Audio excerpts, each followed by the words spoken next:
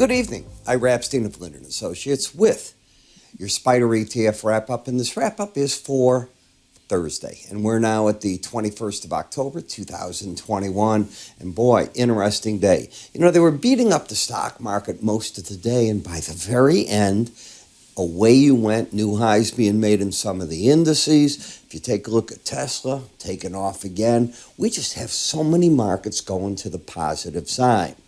And while we're watching corrections take place in some sectors, energy breaking down a little bit, for example, grain markets breaking down again as we're looking at that, the overall market's good. I was watching literally 5 minutes ago from when I'm recording this. Bloombergers, they're in the port of, where were they? San Diego was one of those right over there. And they're showing all the ships, what they're doing. You know, there's nowhere to move the cargo. We don't have enough drivers. That's the problem. We need more drivers. Either pay more money, get the drivers, and then if you get the drivers, they told me there's another problem I don't know. There's nowhere to put the stuff. That's sort of hard to believe. If everybody's complaining about supply chain issues and you get the truck out of there, I would think once you're on the road and you're taking it to wherever it's supposed to go, they're dying for that merchandise. What am I not getting there? Now, maybe the problem is there's nowhere to put it in the ports once you unload the ship until you get the drivers to take it out, and that becomes the problem, and I think that's what they're saying. Guess what? We got a lot of immigrants sitting there a couple hundred miles away, right on the border. How many of them have driver's license? How many of them were experienced drivers to do certain things? Maybe, I keep mentioning this, we have a whole workforce that wants to work, wants to be in America. I know there's some bad people in there, but I'll bet, just like everybody coming over on Ellis Island years ago, there's a hell of a lot of good people in there too, and they want the American dream, and we need them. People don't want those other jobs. I wish the Biden administration would do something constructive about that. Everybody would win. And that brings us down to the shrinking right now, as you know, of the Biden bill, but they're trying to get something done closer to that $2 trillion or slightly under it number. As for the taxes, well, you can go to sleep, you rich people. They're not going to sit there, from the sounds of it, and hit you with all the taxes they thought. There's just not the stomach for it. We'll see what they come up with, and just because I said it at this point doesn't mean that doesn't happen, but I think that's over. This nonsense with inheritance tax, that should end. You work your whole life to give it to your family, government doesn't share in that. Okay, Tesla, up and away, and look at this. Even a gap that hasn't been filled so far and a big extension to the upside. Now, we know the fundamentals. We know that Tesla's trying to get into India, other parts of it, but this stock is really on a tear at this point in time. 1,000, could that be in the cards? Why not? You have a pattern now of higher lows, higher highs, so the typical two-day rules in effect. If you take out today's low of Thursday, on Friday or Monday, the odds strongly come in that you're going to, number one, fill the gap. Number two, you'll come back possibly to that 18-day average of closes. It's only a two-day rule. Let it run its course and you're still running. Where's the upside noise or resistance, we could call it? Well, it's certainly not the 100 or the 200-day average, so it's got to be a Bollinger Band above the market, and you're running them. In fact, you've been running this Bollinger Band. You had 3 days in a row over. You came back under yesterday, right back over. This is a super sign of strength. Markets that don't let go of Bollinger Bands embed. They force the slow stochastic to come alive, and we'll see that in a little bit here. Here's that slow stochastic. Whoa. So an embedded reading, a market that's running the upper Bollinger Band, the only word I have is power. Apple. This is where you have problems. The market's now got to decide, does it force the embedded reading in? And if it does, then I look at this as going to grab this and move it higher, or is this going to be the resistance zone? There's no way to tell yet. You're just overbought. Why are you just overbought? When did you start embedding? Yesterday. Today's day 2. You need to get through day 3 on Friday. We'll see. If it does that, until the red line would turn back down, guess what I'm going to say? Let's go. Let's buy a bunch of Apple if you can get them at the store. When we look next at the ARK, this is where I see a lot of resistance in the Cathie Woods fund. but the market is well off these lows. That correction is overdone that. Now, she sold an awful lot of Tesla, right? I wonder what she'd be at, what this would be at if she didn't get out of some of that. I think they plowed into Robinhood. I think I'd rather own Tesla.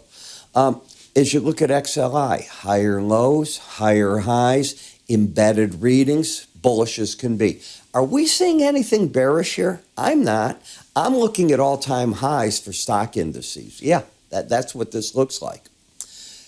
Up in the semiconductor, and I'm jumping up and down. Because down here, the one thing I was, I hope, a voice of sanity. And I said, you have a 2-year backlog. You've got pricing power.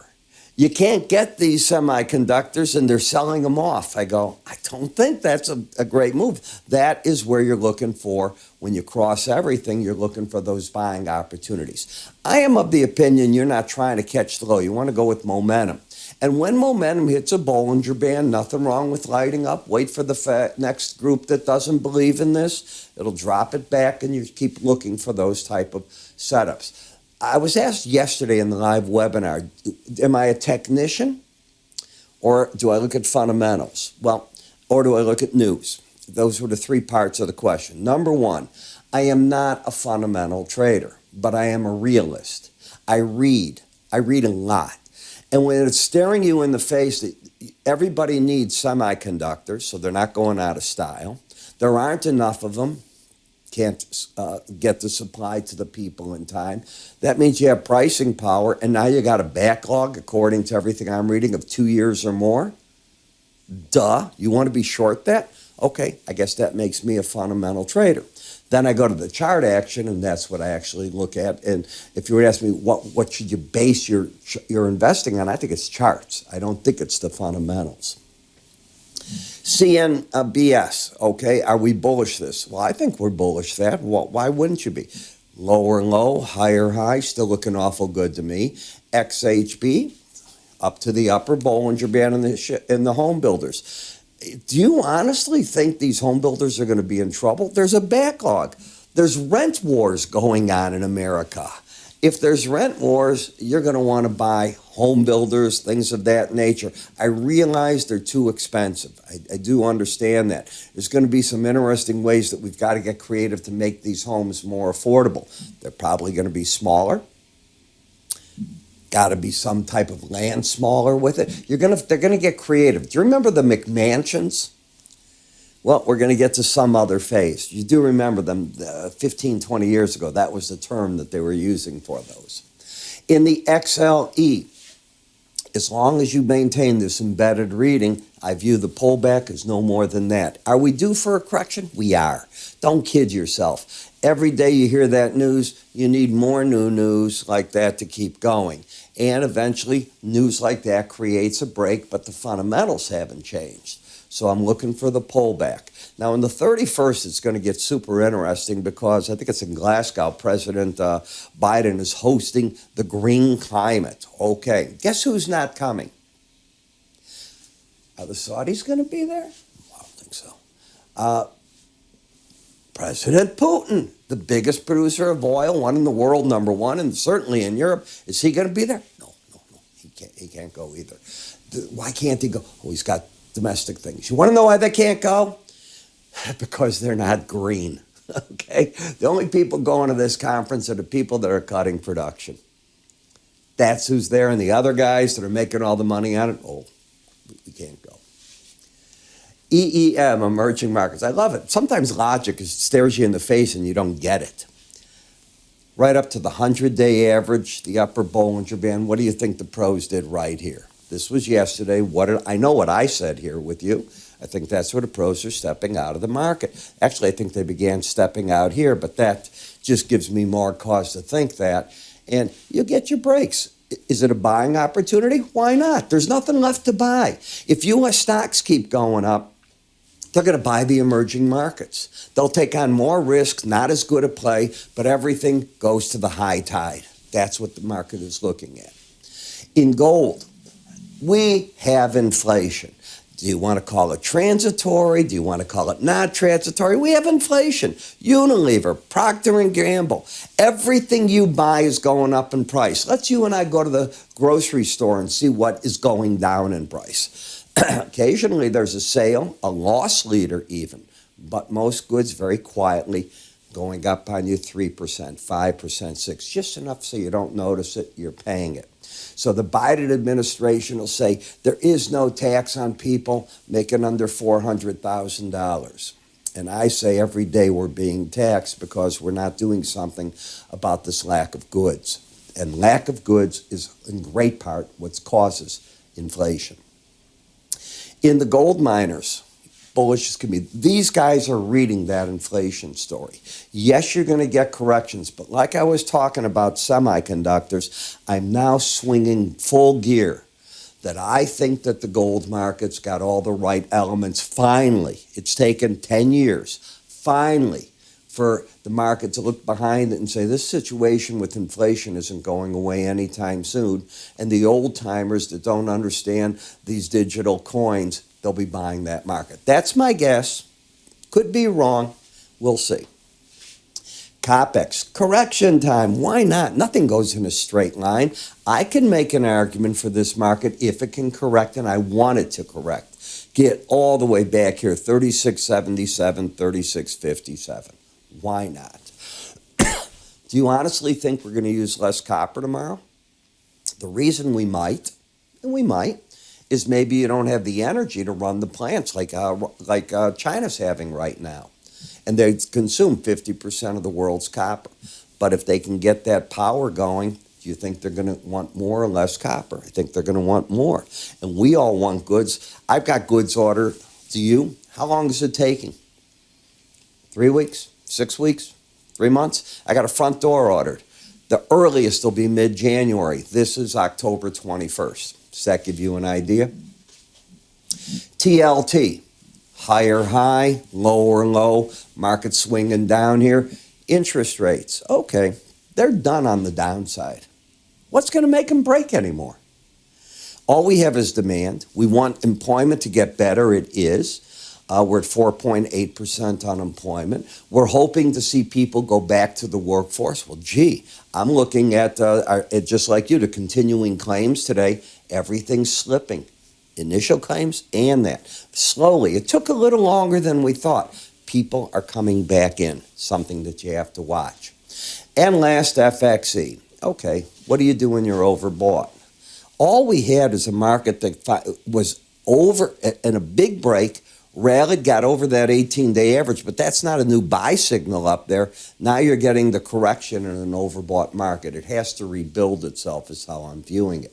And when you look at these Bollinger Bands in so many of these markets, and we were going through them just recently, do you know how to work with them? Because it's crucial you do if you're a chartist. Take a look at this. Welcome.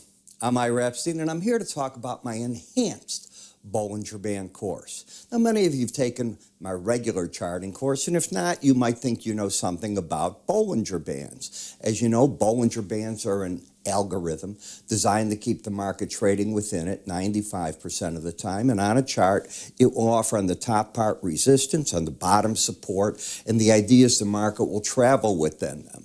We know that sometimes it latches onto that band, goes up or goes down. Well, how do you play with that? Can you pyramid the positions off that type of thinking? Well, I've applied all three of these into 13 different videos that teach you my concept of it. And from that concept, you're able to work with weekly charts and or daily charts. The 13 videos, each about 7 minutes long. The idea here is not to put you in school forever, but to teach. Now, if you haven't tried my complete futures research, I throw that in as well. Whether you've tried this or not, I think it's worth taking a look at. I think you're going to learn something from there.